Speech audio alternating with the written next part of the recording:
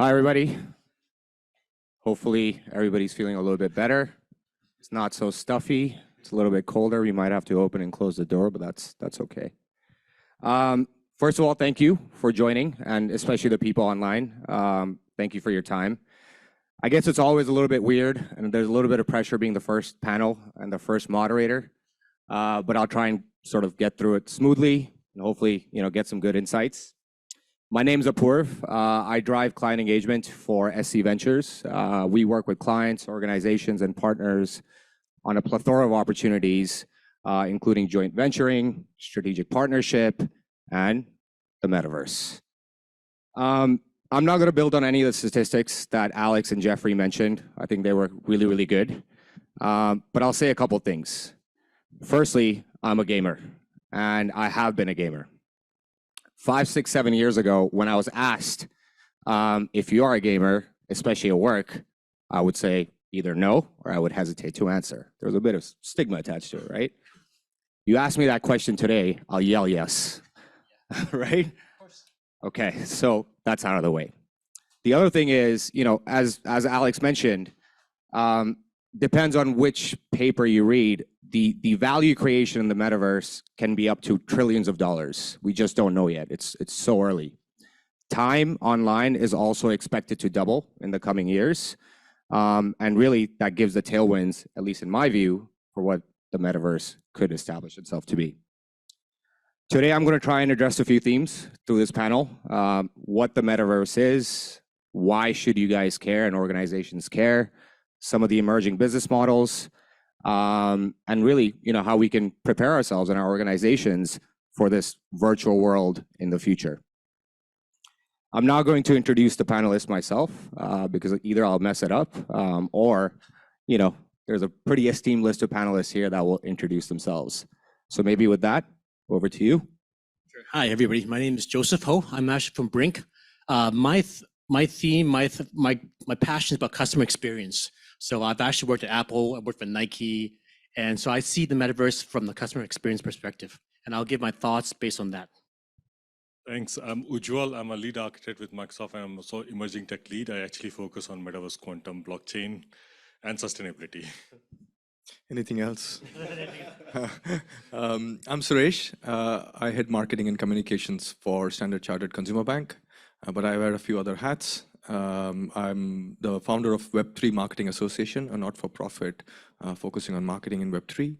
I'm also an investor in various Web3 startups, including Animoca. I'm happy. Keep up the good work, dude. Hey, everybody. My name is Sam Huber. I'm the founder and CEO of a company called LandVault. LandVault is the biggest real estate development company in the metaverse right now. So we have about 125 builders, designers, video creators, voxel editors that are actually creating experiences from scratch. We take a real estate model. We also own a lot of land, which we then rent to people who want to enter the space and then build the experience for them, including the Standard Chartered experience. And we're also building technology to then monetize and develop the land and the experiences that we've created. Hello, everyone. I'm Alan, Chief Business Officer at Animoca. So I run M&A, BD, and also a new unit providing portfolio support. So I'm very happy to see that the previous analysis showing sand over mana. So we've invested in Sandbox many years ago. We're very happy to see them blossom and providing the platform for many people to come into the metaverse. Great. So I wasn't lying. Esteemed list of panelists, as you've heard. Now, the first question is a very basic and a very generic one, but everybody I've spoken to has a different version to this answer. And I would really like to know from the panel, what is the metaverse to you and what can it mean to organizations today? Who wants to go first? I'll go first. So as I said, I put my hat on from a customer experience. Coming from Apple, coming from Nike. How do we make this a great experience for our customers? So I think the metaverse is another channel, another way for the companies to really engage with the customers, to really provide a unique experience for them. So in a way that this becomes the blur between physical and virtual.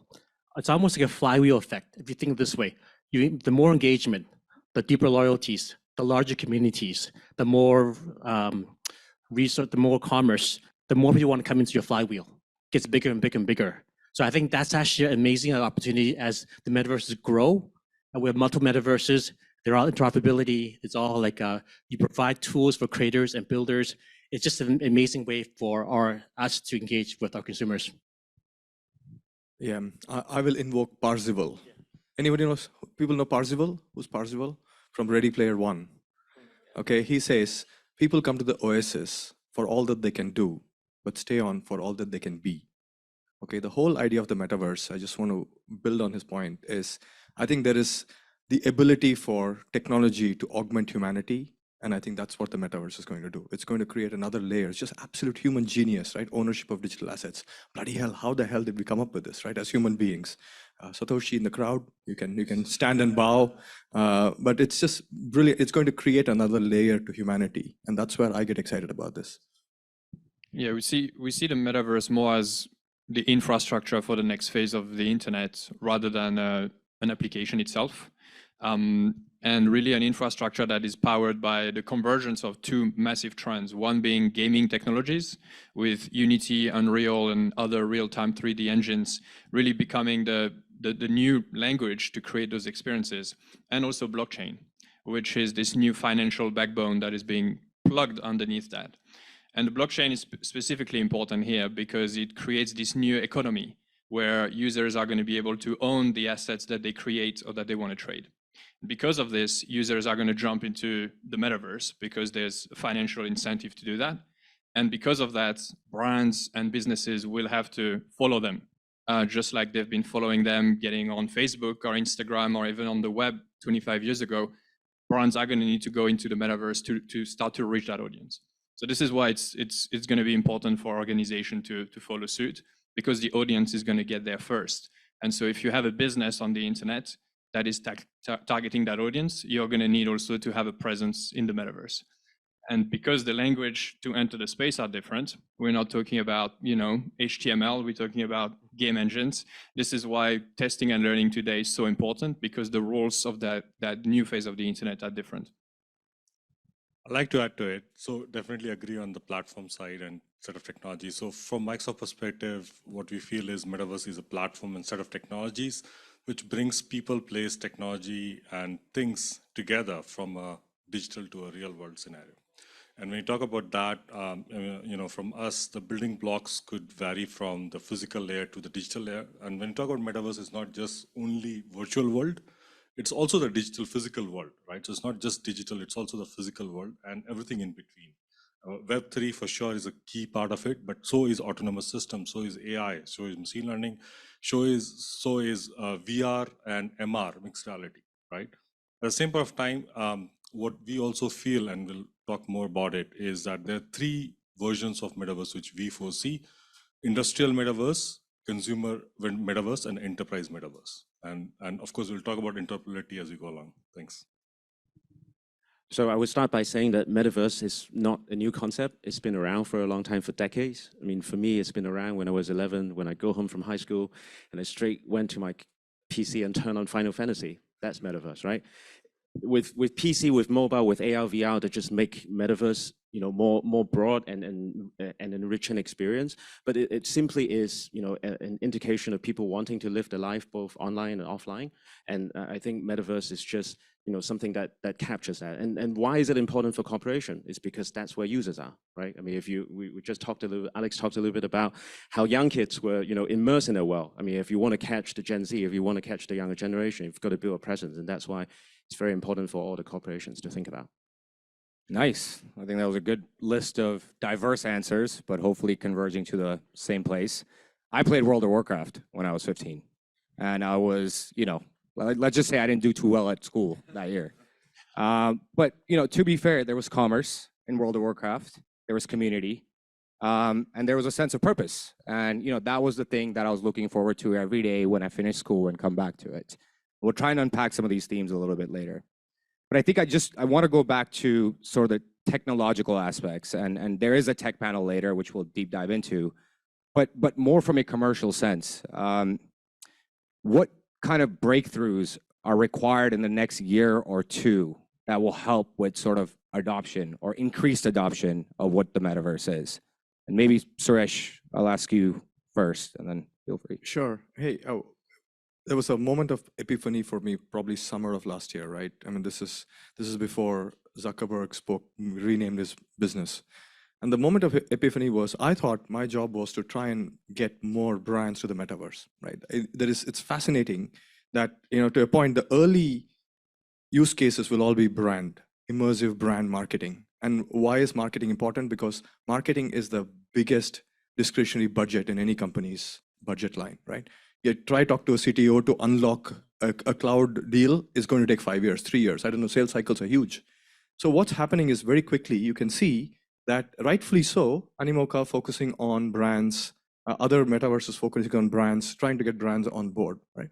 But the issue is, it's not about getting brands on board, but it's this world of Web3, as we are starting up on the whole thing, there's a huge lack of customer protection. There's a huge lack of, try signing up, right? You got to do MetaMask, you got to do this, that, whatever else. So if you really want scalability, we need to create simplicity. And that's where the technological solutions need to focus on, is to create seamless user journeys, being able to bring more and more people on board. That's where the starting point needs to be. Thanks. I'll add to that as well. Thanks for, first of all, I agree with it. Second, identity and security, right? So these are key points whenever we talk about either metaverses, right? Industrial metaverse or enterprise or even the consumer one. Second, I also wanted to highlight on the aspects of the cloud capability, especially in terms of rendering and making sure that is available for any kind of device, be it high-end or low-end, so that it's available for everyone, right? So accessibility is also key for that. I'll just add to it right now. That's pretty much. I think that more than a tech challenge, it's also a content challenge. Because if you look at gaming, we had pretty much photorealistic games already. Multiplayer games, they exist for decades already. So of course we can improve that, the concurrency and everything, but I think that's pretty much done. The gaming industry has done an amazing progress over the last decades. What we need right now, what we don't have, is to really give a reason for people to get in the metaverse and to stay in the metaverse. We're the largest builder right now, so there's no one more bullish than me about the metaverse, right? But on a daily basis, I don't yet have a reason to go there and to stay there. So we think that our thesis is that the IP of brands is what attracts people to go there in the first place, but it's the quality of the experience that get them to stay there. And so what we need is build better content. We just need to build better content. And the platforms like Sandbox or Decentraland, because of the decentralized model, they're not directly responsible for building. They are looking for builders like us and others that actually come in and create some fun, engaging environments. And we just need more of those so that people have a reason to go and stay. Yeah, so what I'm hearing is actually the user experience, number one, right? Is you got to make it easy enough that people can actually easily get on the digital wallet. Imagine right now, like setting up a digital wallet is a lot of friction. There's a lot of friction in the metaverse and Web3. How do we make it as simple as, like, right now, imagine like a Facebook page. How do you set up a new account? It's very intuitive. How do we make that the same thing as for Web3? It's not there yet. And I think also, for going back to your point, security. How do we actually make sure that we can provide security, that we protect the person that has the Bored Ape, as well as the kids that have $100 in tokens? So we're not there yet. It's coming along, and these companies are making these apps and programs, but it's getting there. And I think part of the discussion in the industry has been around, is that Web 3.0 or is it 2.5? I think I'm not a purist, right? I think do custodial wallet, don't tell people it's blockchain, as long as you get them on. I think we need that first experience. We need to broaden the NFT use cases beyond just games. I think I would say we should all be less purist and just get people on, right? Yeah, spot on. I think, when we first invested or bought that piece of land in the Sandbox, it was a massive learning experience for the bank, right? First time we've done an NFT. How do we take it from here and where do we go? But that whole journey itself taught not just the people that were in charge of the deal, but also the peripheral functions that exist in an organization like a bank or other large organizations. So yeah, fully agree. And I think as a next question, I'd like to go towards the future of work. And I think the last 2, 3, 4 years, there's been a lot of conversations around future of work, new ways of working, but I'm not sure if enough is being talked about with regards to the future workforce. So what kind of skill sets should organizations start acquiring today to get ready for the metaverse in the future? Is it the era of the gamer bros or not? So hey, I think it's much more broader than that, right? Which is what will happen to your business model in this decentralized way of working is the question. And yeah, I've been on. How many of you are on Discord? It's a zoo, right? It's the best we have, but it's still a zoo.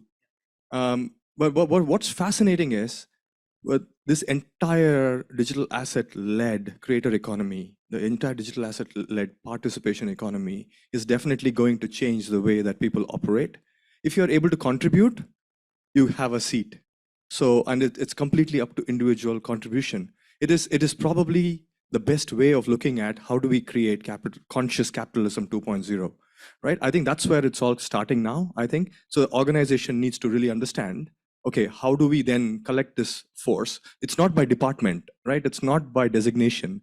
That's what happens with communities in the Web3 space. So Web3 is much more of is as much as it's a technological construct, it's a cultural movement. And getting ready for that from a workforce perspective is what's exciting. I think that's very interesting because now we just the past couple of months, I think there's a lot more talk about people hiring chief metaverse officers. So, you know, the Egon Sander, the Spencer Stewart of the world has been writing reports around that. LVMH is hiring. I think CA has hired one.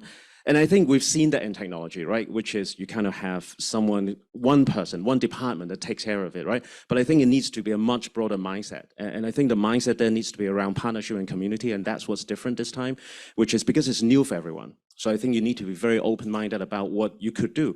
And I think some brands have shown that they can do that, right? I mean, just love what Gucci has done recently. Gucci is not a company that just go partner with everyone, but they went ahead and do it with 10KTF, they partner with Bored Apes, with World of Woman. You know, you wouldn't expect a large brand like Gucci partnering with small companies like that, right? But they're open-minded. And I think that's the thing, right? Beyond just one department or one person, how do you permeate that partnership and community building idea across, but also just be a lot more open-minded about possibilities? Thank you. Also, from a user experience perspective, you know, we're entering a world that is going to be three-dimensional. So the way that the experiences are going to be proposed to the consumer are going to look different. They're going to be in 3D. It's going to look like a gaming environment, even if the experience is actually not a game. So that really changes the way that those brands can communicate with their consumers, and they have to start thinking about how can their product, how can their brand, their story look in a 3D environment, and how that can actually stay appealing to the consumers. Thanks. And to add to this, I mean, again, a lot of great points. Let's look at the capabilities of Metaverse, right? So we wanted to have something which is interactive and interactable, which is 3D part of it, as well as the 2D. We want to have something which is computable, like you want to do interactions with the system, but also be able to compute that, do analysis on top of it, and make some simulations on top of it, right? So test out things. We want it to make sure that it's also synchronized, because when you do interact with objects in a real world scenario, with the digital world scenario, coming together with personas working and interacting with each other, it needs to be synchronized so that you have a joint action-making process, right? And it needs to also make sure that for all of this, you need to have people who will be able to interact with each other. So not talking about just the dev part of it, but also people who understands each of this and make sure that they are best at each level, right? And I think it's actually going to be messy at first. It won't be perfect day one. I think it'll take time. It will take like a whole teamwork, whether it be branding. It's not the digital marketing team. It's the whole company with that mindset going forward. That we know that won't be perfect day one. We keep on making progress. We keep on improving. We tell our community that we value your feedback. We must find people that have learning agility, that can learn, that can operate in a very messy environment. It's not perfect, but that's the way that we go. Quite interesting. So, Alan, you spoke about sort of partnerships. Sam, you spoke about sort of, learning and infrastructure and so on and so forth. I guess the question is, in the context of organizations partnering and entering the metaverse, is there almost sort of an implicit need for the boundaries between industries to be blurred? Is that something that's going to happen? Or are we going to sort of emulate what we currently have in this sort of real world, except the business model just ports into a more virtual, high UX type of environment? What are your views on that? I think when we're looking at metaverse to really happen, it needs to blur, right? It needs to make it interoperable, and each of the organizations needs to work together on those scenarios. And that's where Web3 is coming, right? And we are looking at, it's all not coming, it's actually there. And when you talk about how to make this happen, there are multiple of these things happening, like distributed identities based on blockchain Web3. There are multiple solutions on that. There's also industry partnerships going on with Intel and a couple of others to make sure that we have interoperable systems which can interact and also identify individuals or teams or organizations uniquely. Anybody else? Any views? So here is the most fascinating use case that I've seen so far is Starbucks' new loyalty program, right? Massive leap, right? And that leap of moving rewards points into tokens has so many different use cases, right? Of course, the starting point is going to be, what will they do with the tokens? Can they create a secondary market? Can they use those tokens for token gating for experiences, et cetera, et cetera? That's on their platform on Starbucks. Now, the big opportunity is what will happen if they take those tokens and they use that as reward points for other programs, token gating for other brand experiences. What if Starbucks and Nike do a partnership? Right? And that token becomes that token. And I think about it and I get goosebumps. It is unbelievable. This is the absolute unlock using blockchain. It's absolute unlock using tokenization as a phenomena to be able to create something that's off balance sheet in some ways, to create partnership at a token level. This is on the chain, right? Now that's all transparent. You don't have to build, heavy infrastructure. You don't have to create security for it. You don't have to create logic. You don't have to create, a big team of engineers who are doing stuff. It's all going to be on chain, and then everybody can plug in. It sounds simplistic, but honestly, it's hard. But when it happens, it's going to happen. It's going to evolve, and it's going to happen. So I think by definition, for example, the Starbucks example, if they tokenize it, it's interoperable. So definitely from an openness point of view, you have to be fluid, right? But more importantly, it's permissionless. So even if you don't want to be open, someone's going to use that token and find a use case, right? So I think that's the important part, which is there's no choice. You have to be open, right? Because that's just built into the system in Web3. You said about the Starbucks, that reminds me of basically like a couple of years ago, I was working with Nike. Do you remember that fuel ban that they launched? So my friend goes, Joseph, I have 1 million fuel points. What do I do with them? Right? Imagine now you can actually tokenize that and any kind of engagement. So going back to the flywheel, anytime you engage the consumer, whether it be the marathon, whether it be some kind of NFT activity, you're actually rewarded with these tokens that you can use in different outlets. So then these tokens have utility. That's actually the exciting part. So how many of you use Singapore Airlines loyalty system? Most of you. How many of you are aware of Chris Plus or Chris Play? That's the one which I led into 2018.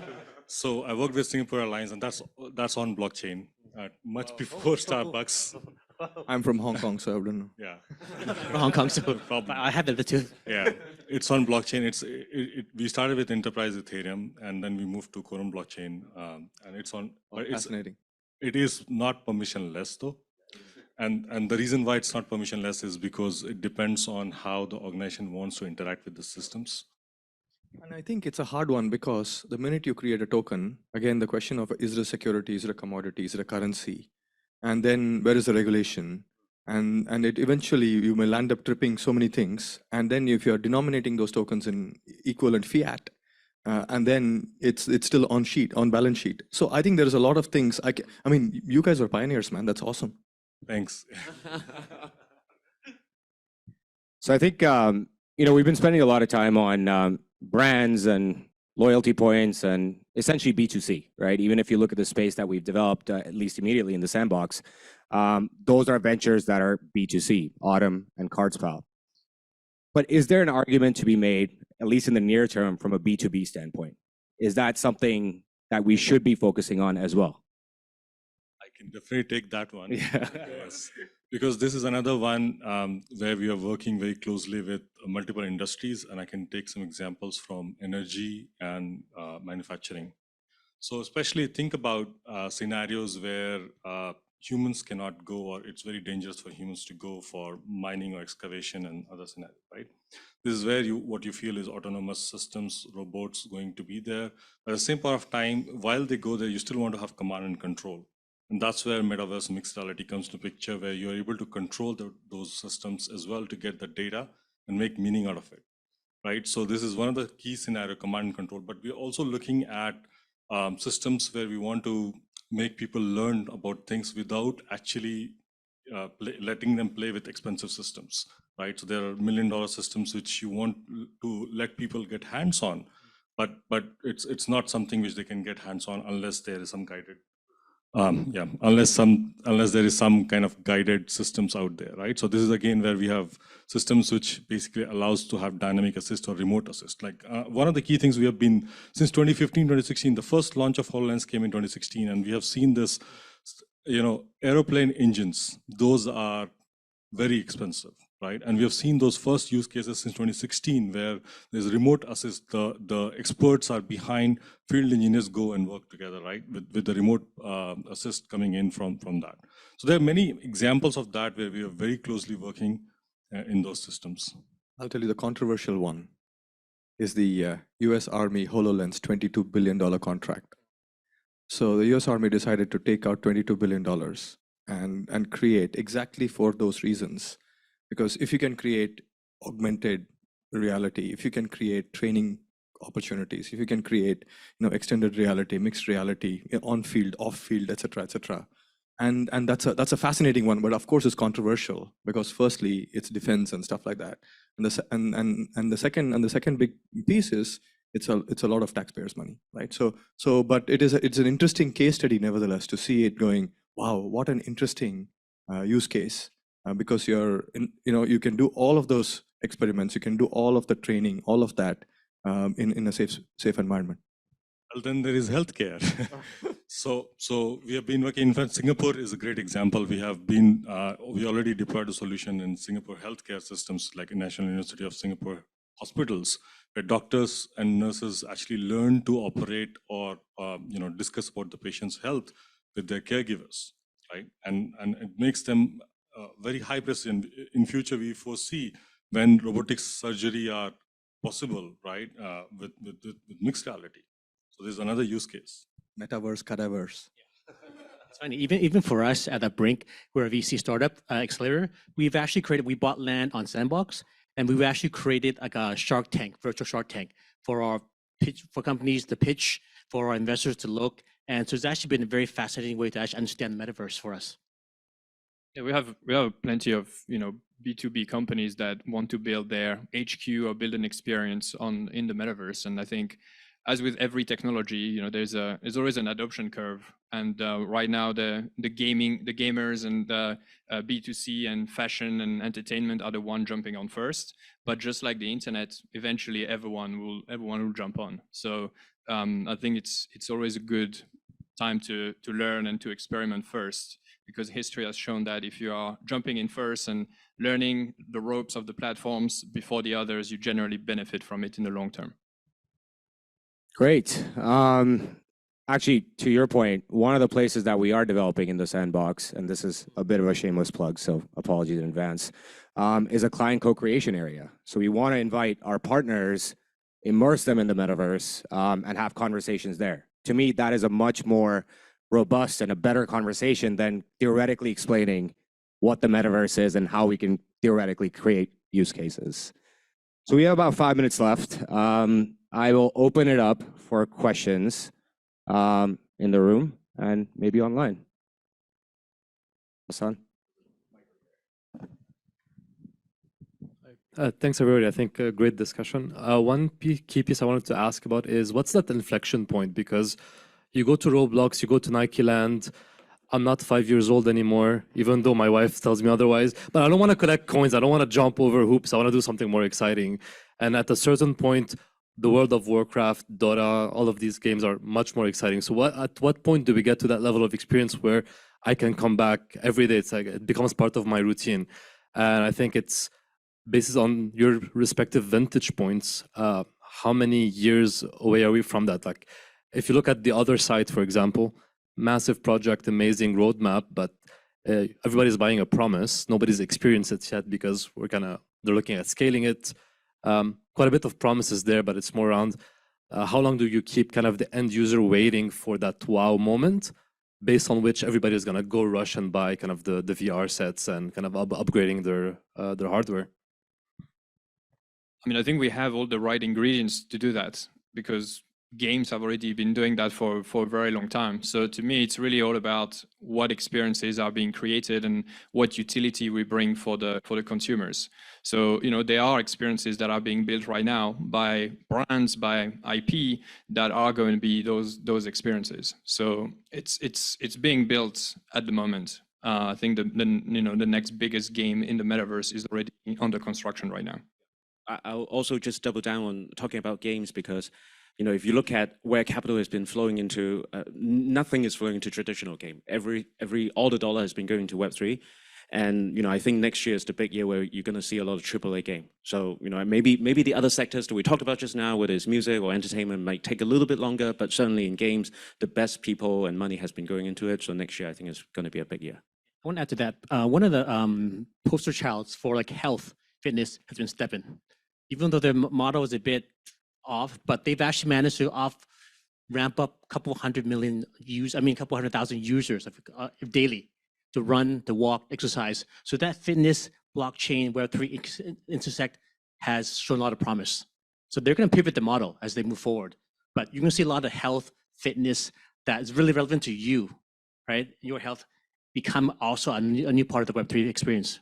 Yeah, I'll make 2 points here, right? Firstly, Naval Ravikant, I don't know if you know him. He says that, when you put seemingly opposite things together, will magic happen, right? If you see a bear, you're just like, meh, whatever. You see a unicycle, you say, whatever. You put a bear on a unicycle, then it's a circus. Then you come to watch it, right? So now the step-in is a good point, right? Which is when we are able to create this offline, online interactivity, and when the technology disappears. Currently, we're talking about platform layer. We never spoke about HTTP, TCP, IP, and stuff like that, right? We never used those terminologies. It just became natural. We were just doing some stuff, and somebody had already done all that.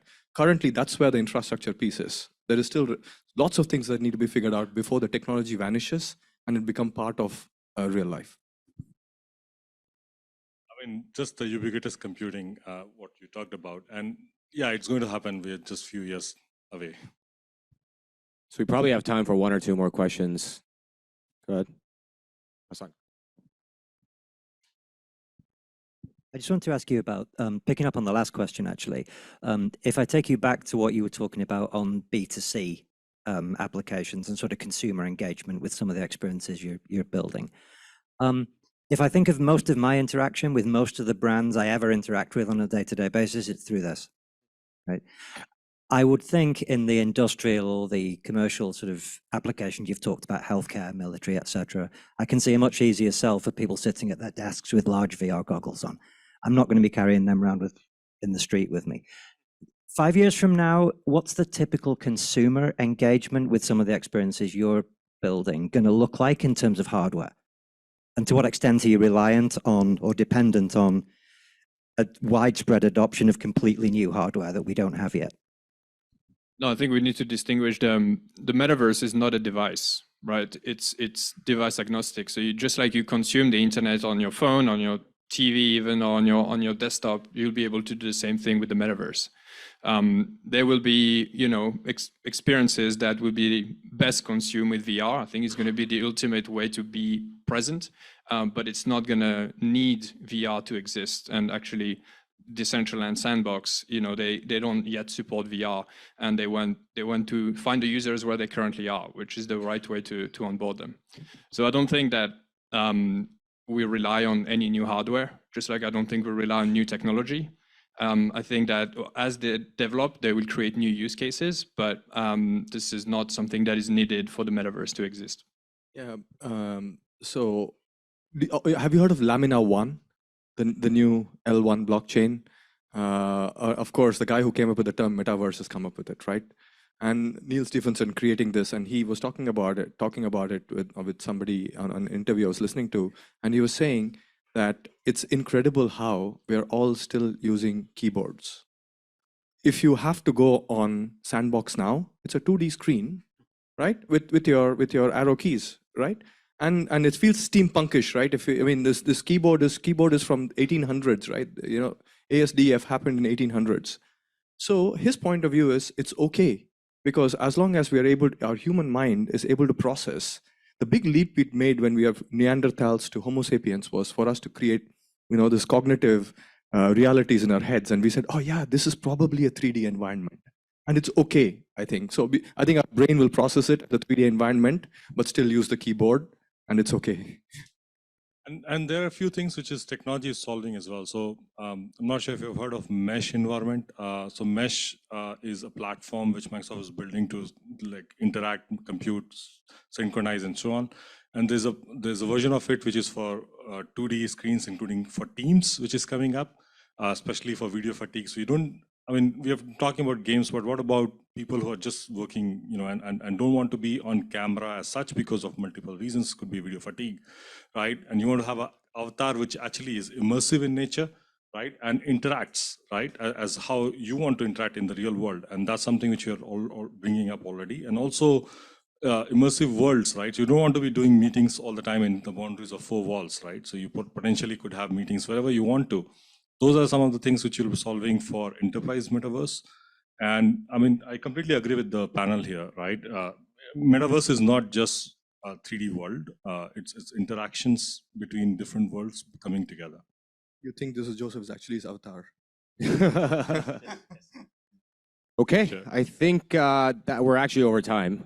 There's a few more questions online around monetization opportunities, et cetera, which we can type, at least for now, and maybe in the future, it's going to be some other device. But thank you, everybody, for listening in. Thank you to the panelists. And now I'll pass it over to Dom, who's going to do the second panel.